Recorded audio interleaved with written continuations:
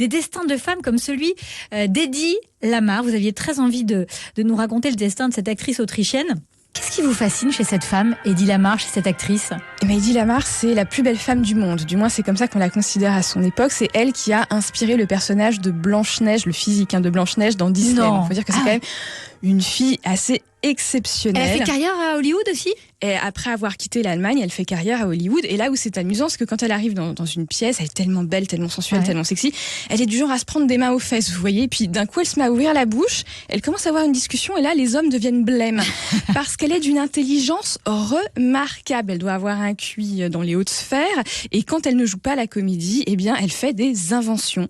Et Et oui. Qu'est-ce qu'elle invente ? Eh bien, pendant la Seconde Guerre mondiale, avec un de ses amis, Georges Antel, qui est un musicien expérimental et un passionné d'endocrinologie, ils se sont rencontrés. J'adore les doubles passions comme ça qui n'ont rien à voir. Et c'est le producteur. Gynéco-plombier. Très bien. Tout à fait. On a le droit d'être multiples. C'est exactement aucun problème. Non, mais c'est vrai.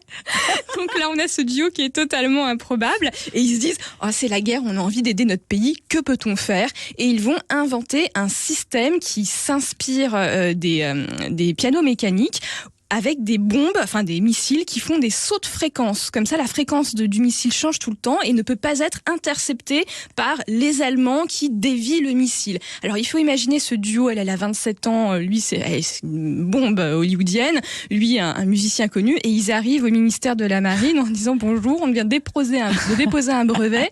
On voudrait vous proposer donc le saut de fréquence pour les missiles. » J'aime autant vous dire que tout le monde les regarde avec des yeux très, très ronds. Mais en fait, c'est pas idiot du tout. C'est bien ce qu'elle va inventer avec Antel, c'est l'ancêtre du Wi-Fi. Ah oui ? Et du Bluetooth. Mais elle a été reconnue comme telle, c'est-à-dire que moi j'ai déjà entendu parler d'Eddie Lamar, mais plutôt pour sa beauté que ses inventions. Elle est reconnue, mais dans les milieux des ingénieurs. Elle a eu des prix, notamment à la fin de sa vie. Donc en fait, elle est tout à fait reconnue. Et par contre, c'est Georges Antel qui est totalement passé à la trappe. Déjà à l'époque, quand les journaux parlaient de sa découverte, on oubliait son nom à lui. On ne parlait que d'elle.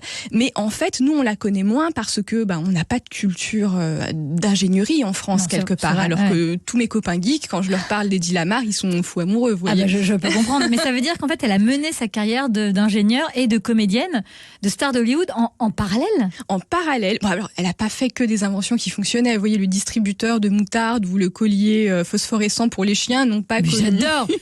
Le distributeur de moutarde, ça peut être pratique. Oui, ça peut être pratique. Et le collier phosphorescent pour les chiens, c'est pas si mal. C'est pas inintéressant. Et d'ailleurs, ce qui est amusant et tragique, on l'a retrouvé le jour de sa mort sur son canapé, tenant un dessin d'un feu tricolore qu'elle était en train d'améliorer sur le plan technique. Minute Papillon sur France Bleu, Sidonie Bonnec.